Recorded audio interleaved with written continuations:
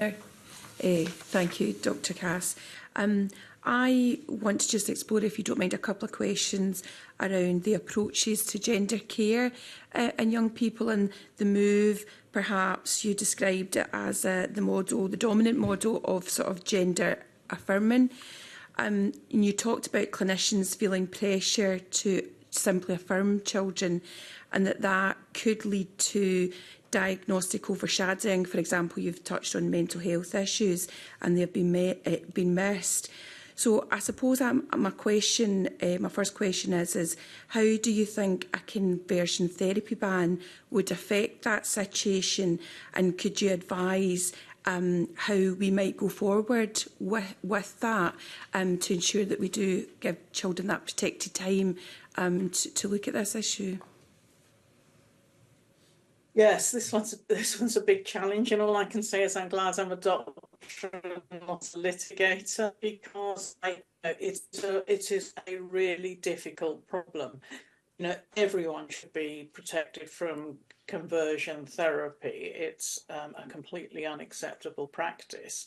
But the challenge of, because in thinking about the legislation, the issue has been about intent.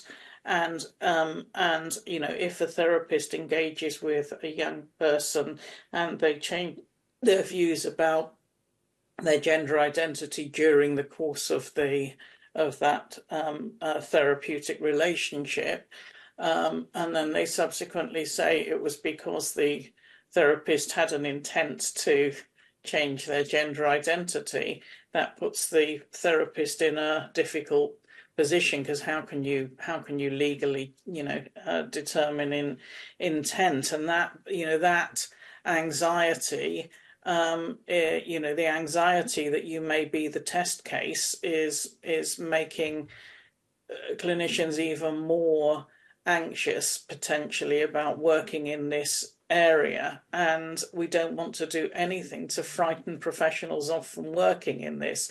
So walking that path is very difficult. I guess the only thing I would say is that no